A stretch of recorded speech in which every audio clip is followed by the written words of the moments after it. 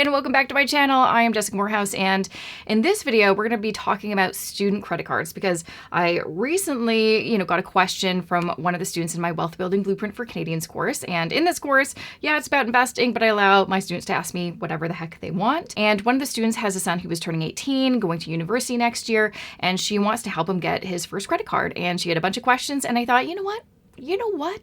Maybe I'll make a video about this. So that's what we're going to be diving into in this video, everything you need to know about student credit cards in Canada. Now, one thing you may be wondering is, if you're turning 18, why are you getting a student credit card? Why not just get a regular credit card? And once you turn the age of majority in your province, you absolutely can. However, it is not as easy to get a credit card as you may think if you don't have much of an income or you have no credit profile. And that's pretty much where you're at when you are just finishing high school, entering university or some sort of post-secondary.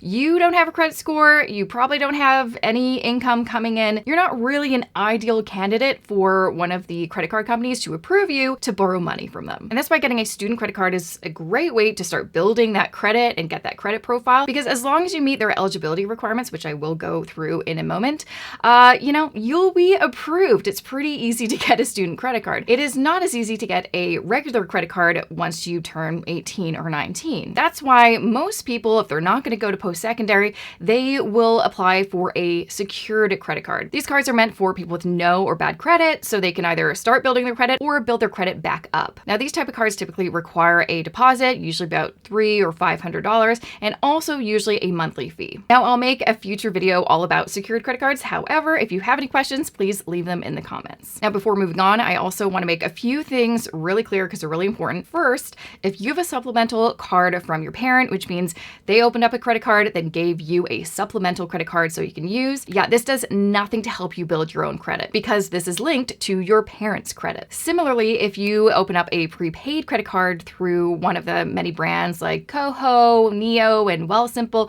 this also is not any help to your credit. With that said, I know a lot of these cards are now offering features or programs that do connect it to your credit profile and help you build credit, but typically I find that they charge you a monthly fee to do this. So honestly, I think, again, student credit card might be the way to go. Okay, now let's talk about eligibility rules for a student credit card. In order to be eligible to be approved for one of these student credit cards, you have to first be the age of majority in your province. So that could be 18 or 19. Next, you need to either be a Canadian citizen, permanent resident, or an international student with a valid study permit. Next, you need to have a valid social insurance number. Next, you need to provide proof that you are enrolled in a post-secondary institution. And lastly, you need to provide proof of income. And this can be in the form of student loans, scholarships and bursaries, family allowance, or employment. Basically, you just need to prove to them that you can pay back what you borrow. With that said, every credit card is a little bit different, so they may have different eligibility rules, so make sure to look into that before you apply. Now, in terms of how to actually apply for one of these student credit cards,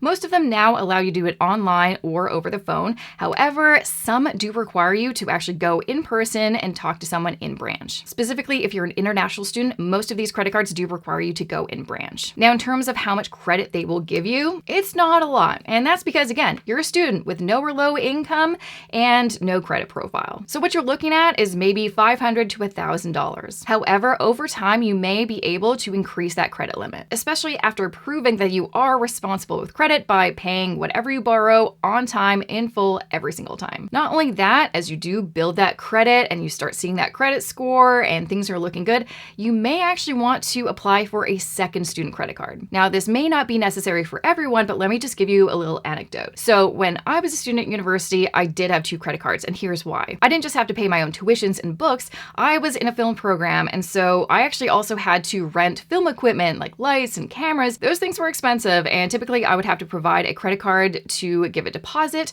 or I just had to pay in person, and sometimes they wouldn't take a check or they wouldn't take debit, so I had to use my credit card. With that said, I did wait about 2 or 3 years to build up that credit profile before applying for that second card. And that's definitely a mistake you don't want to make. You don't want to apply for a second card too soon because you might get rejected. Now, once you apply for a credit card and get it approved, something you should absolutely do right away to monitor your credit scores and your credit reports is to apply apply to one of the free credit monitoring services out there. Now, personally, I've been using Borrowell to track my Equifax credit report and score, and then Credit Karma for my TransUnion credit report and score for a number of years. They're free, easy to use, and they do not negatively impact your credit score. That is a myth that's still somehow around. If you ever check your credit score through one of these programs or directly through the bureaus, it will not negatively impact your credit score. Plus, it's also just a good idea to get into the rhythm of checking your score and your report to make sure that everything is looking good, you're on the way up, and nothing is being misreported on your reports. Now, the last thing I want to share before diving into what credit cards are out there, which ones you should consider,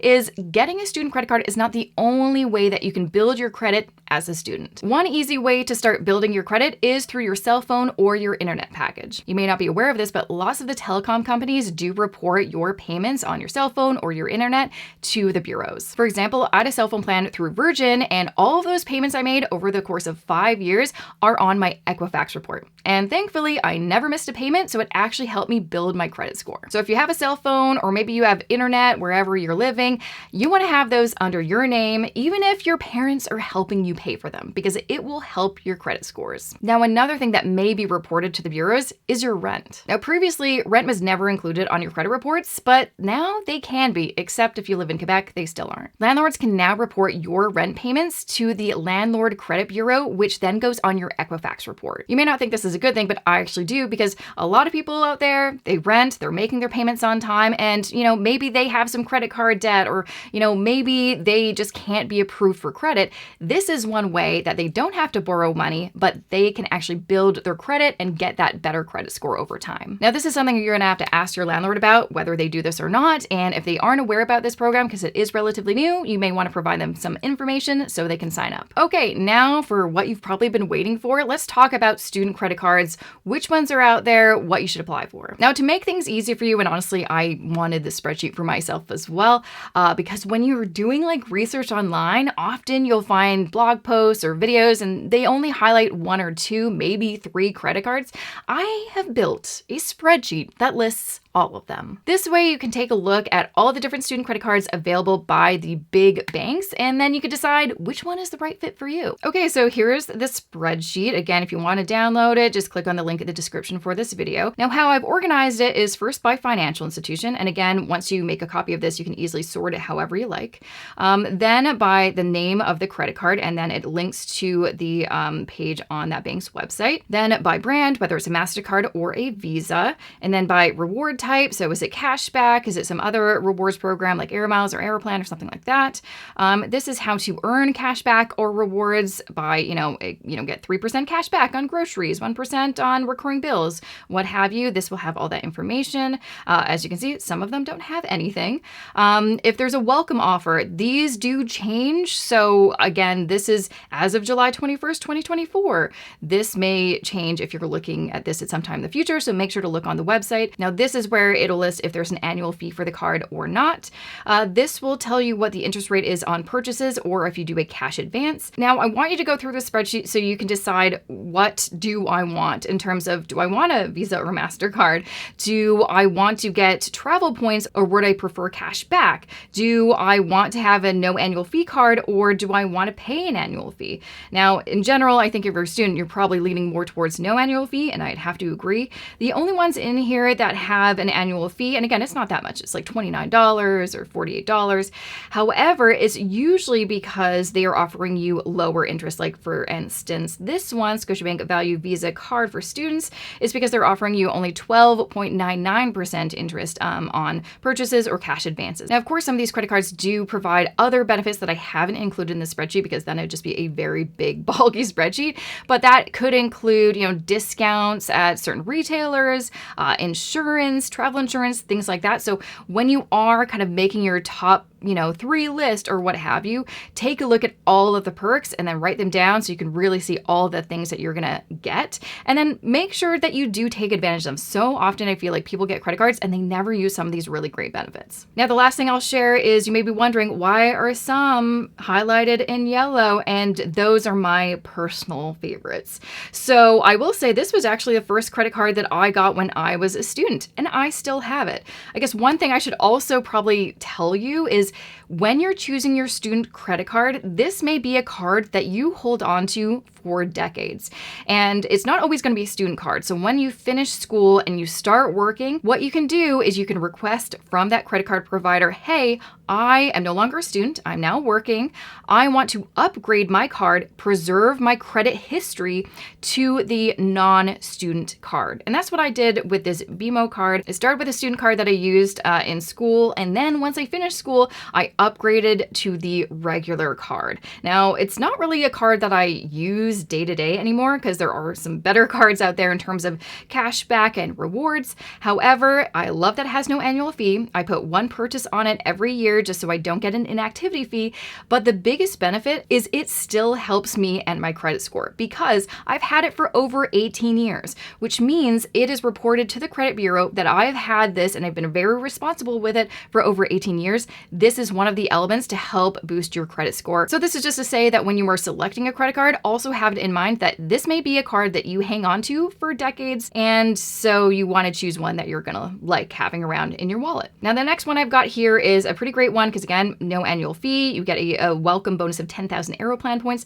This is great for if you feel like you are going to be one of those people that is really all into Aeroplan and really taking advantage of this really great travel program. Now, if you want to learn more about Aeroplan, I actually did a really interesting interview with the editor from Prince of Travel, and we go in depth about all the things to take advantage with Aeroplan and how to optimize the program, just get the most out of it. So make sure to watch that after. I will link it in the description for this video. And lastly, this was actually the second card that I got when I was in university, and I really liked it. And I kept it for a number of years, but I no longer have it, just it didn't serve me anymore.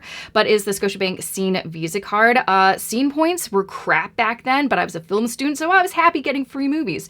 Now, luckily, you can use Scene points for so many different things, such as, grocery stores, home hardware, a bunch of other things. So I think if you're not really interested in travel and maybe you don't really care about cash back, Scene points is another program that you may want to look into. And again, when you sign up, as of the making of this video, you can get 5,000 bonus points in the first 3 months. Okay, so hopefully you found all of this helpful. If you have any questions, make sure to put them in the comments. And if you want to download a copy of that spreadsheet, the link is in the description. Well, that's it for me. Thank you so much for watching, and I will see you in my next video.